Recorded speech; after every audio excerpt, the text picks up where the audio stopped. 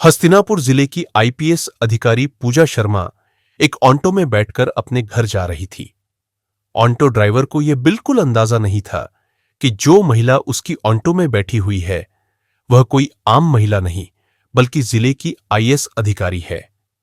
पूजा कुमारी नीले रंग की साड़ी पहनी हुई थी और देखने में वह बिल्कुल साधारण सी महिला लग रही थी। वह अपने छोटे भाई की शादी में शामिल होने के लिए छुट्टी लेकर अपने घर जा रही थी। पूजा कुमारी ने सोचा कि अपने भाई की शादी में वह आईएएस अधिकारी के रूप में नहीं बल्कि सिर्फ एक बहन के तौर पर जाएंगी। ऑटो चलाते हुए ड्राइवर ने कहा, मैडम, आपकी वजह से मैं इस रास्ते से जा रहा हूं, वरना मैं इस रास्ते से बहुत कम जाता हूं। आईएएस अधिकारी पूजा ने ऑटो वाले से पूछा, लेकिन ऐसा क्यों भैया, इस रास्ते में क्या प्रॉब्लम है? ऑटो ड्राइवर ने कहा, मैडम, इस रास्ते पर कुछ पुलिस वाले खड़े रहते हैं। हमारे इस इलाके का जो थानेदार है वह ऑटो का चालान बिना वजह काटता है और ऑटो वालों से बिना किसी गलती के पैसे वसूलता है, और अगर थानेदार की बात नहीं मानते तो वह लोगों के साथ मारपीट करता है। आज पता नहीं मेरे किस्मत में क्या लिखा है।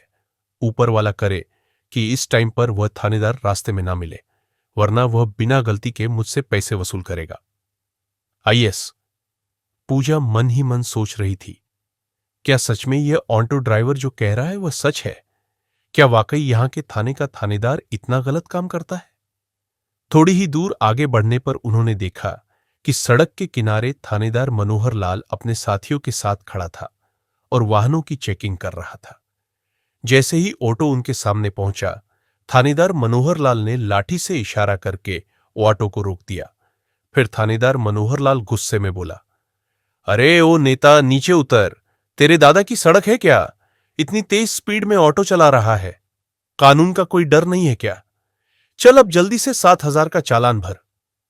इतना कहकर थानेदार ने चालान बुक निकाल ली। ड्राइवर सत्यनारायण डरते हुए बोला, साहब, मैंने कोई नियम नहीं तोड़ा। आप किस बात का चालान काट रहे हैं? कृपया ऐसा मत कीजिए। मेरी कोई गलती नहीं है और अभी मेरे पास इतने पैसे भी नहीं है। मैं आपको 7,000 रुपये कहां से दूं? यह सुनकर थानेदार मनोहर लाल और भड़क गया। उसने ऊंची आवाज में कहा, ज्यादा जुबान मत चला मेरे सामने। पैसे नहीं है तो ऑटो क्या फोकट में चलाता है? जल्दी से ऑटो के कागज निकाल। कहीं यह ऑटो चोरी का तो नहीं है? ड्राइवर ने जल्दी से सारे कागज निकालकर दिखा दिए।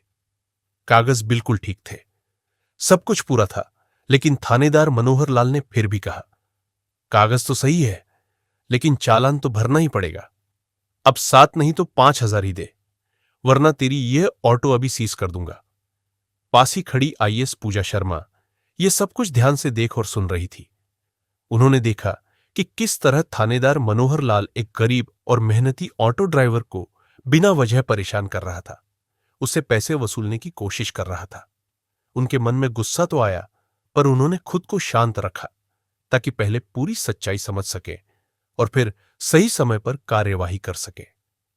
ऑटो ड्राइवर ने डरते हुए थानेदार मनोहर लाल से कहा, साहब, इतने पैसे मैं कहां से लाऊं? अभी तक तो सिर्फ 600 रुपये की ही कमाई हुई है। मैं कैसे आपको 5,000 दूं? कृपया छोड़ दीजिए साहब, जाने दीजिए। मेरे छोटे छोटे बच्चे हैं, मैं गरीब आदमी हूं, दिन भर मेहनत करके अपने परिवार का पेट पालता हूं। मुझ पर रहम कीजिए साहब। लेकिन थानेदार मनोहर लाल को जरा भी दया नहीं आई। वह गुस्से में भर उठा।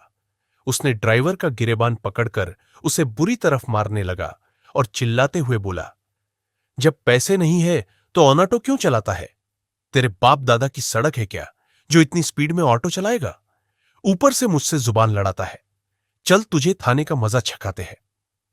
इतना सुनते ही आईएएस पूजा खुद को रोक नहीं पाई। वह तुरंत आगे बढ़ी और थानेदार के सामने खड़ी होकर बोली, थानेदार, आप बिल्कुल गलत कर रहे हैं। जब ड्राइवर ने कोई गलती नहीं की तो आप उसका चालान क्यों काट रहे हैं? ऊपर से आपने उसके साथ मारपीट किया। यह कानून का उल्लंघन है। आपको कोई हक नहीं है किसी गरीब पर इस तरह का अत्याचार करने का। इसे जाने दीजिए। थानेदार मनोहर लाल पहले से ही गुस्से में था। पूजा की बात सुनकर वह और भड़क गया। उसने ताव में आकर कहा, अच्छा, अब तू मुझे सिखाएगी कि कानून क्या होता है। बहुत जुबान चल रही है तेरी। लगता है तुझे भी जेल की हवा खिलानी पड़ेगी। चल। अब दोनों एक साथ जेल में रहना, वहीं चलाना अपनी जुबान। पूजा का चेहरा गुस्से से लाल हो गया, पर उन्होंने अपने आप पर काबू रखा। वह देखना चाहती थी कि यह थानेदार आखिर किस हद तक गिर सकता है। थानेदार मनोहर लाल को यह जरा भी अंदाजा नहीं था कि उसके सामने खड़ी यह साधारण सी साड़ी पहनी महिला कोई आम औरत नहीं बल्कि जिले की आईएएस अधिकारी पूजा कुमारी है। दिलीप राणा ने अपने साथियों को आदेश दिया, चलो, दोनों को थाने ले चलो, वही देखेंगे इन दोनों की कितनी जुबान चलती है।